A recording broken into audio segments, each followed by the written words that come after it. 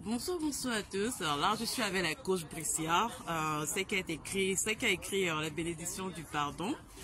Pour les personnes qui n'ont pas encore lu ce livre, je vous invite vraiment à aller sur Amazon, chercher le livre La bénédiction du pardon. Aujourd'hui, on va parler de quelque chose de très important, ce qui concerne notamment la femme. Dans son livre, elle mentionne tout le temps que la femme, c'est une reine. Aujourd'hui, c'est la fête des mères. J'aimerais vraiment qu'elle nous parle un peu plus de son livre et quel message elle a donné aux femmes qui l'écoutent en ce moment, un peu partout dans le monde. Bonjour, merci d'abord pour cette interview. Ben, la femme, en fait, je suis une boissière et j'accompagne les femmes justement dans le processus de restauration, en l'occurrence des mamans. Pour moi, la femme est la reine. Pourquoi? Parce que la femme, en fait, est le produit fini de Dieu. La femme, après la création de la femme, le Seigneur a mis un point, en fait. C'est-à-dire que tu es l'ultime création de Dieu, en fait.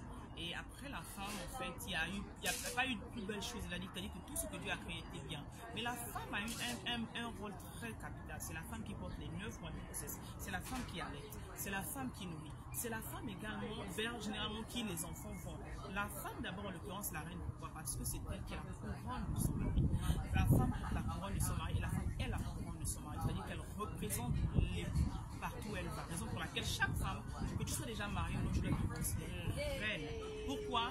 Par ton importance capitale, par ta place dans la maison au foyer, par également l'institution divine que tu représentes en tant que porteuse de génération, en tant que reproductrice en fait du plan de Dieu sur la terre.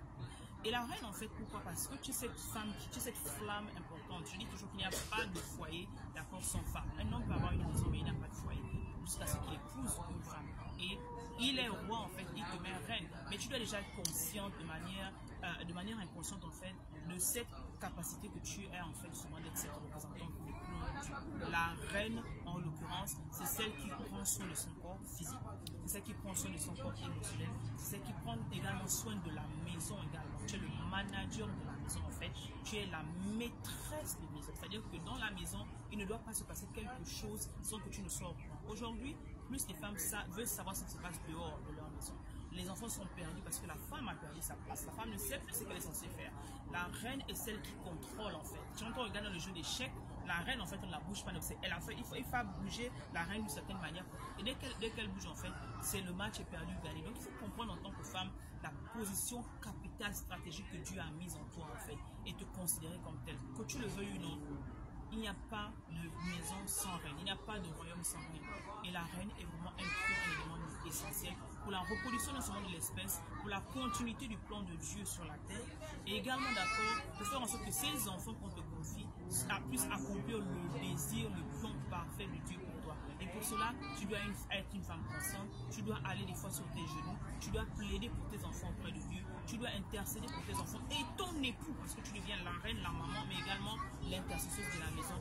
Mais également, d'accord, tu es celle chez qui, parce que les enfants peuvent rencontrer des personnes qui ne croient pas en eux. Le médecin peut te donner un diagnostic même avant la grossesse, mais toi, avec ton pouvoir de création, tu peux transformer la destinée de cet enfant à travers les paroles que tu prononces avant même que ton enfant naisse. Ça peut donner un challenge. Nous célébrons la femme aujourd'hui, en fait. Tu peux peut-être là, le médecin te dit, ah, tu n'auras pas d'enfant, tu peux avoir d'enfant, ou tu as une certaine maladie, mais toi, tu parles à ton womb, tu parles à ton utérus et tu déclares la vie sur ton utérus.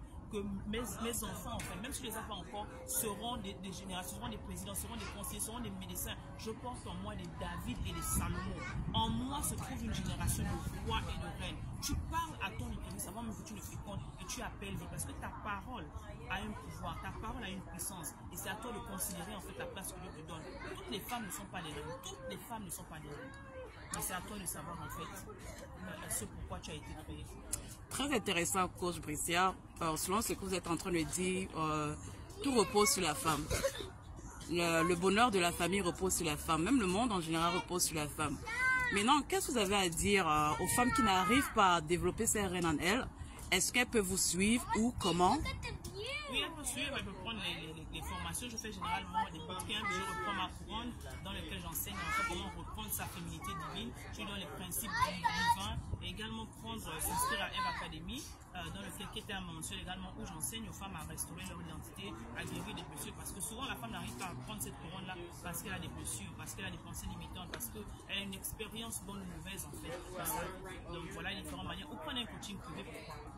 Et comment on fait pour vous suivre sur les différentes plateformes, TikTok? Nous sommes sur Facebook, nous sommes sur Facebook, nous sommes sur Instagram, nous avons également une chaîne YouTube.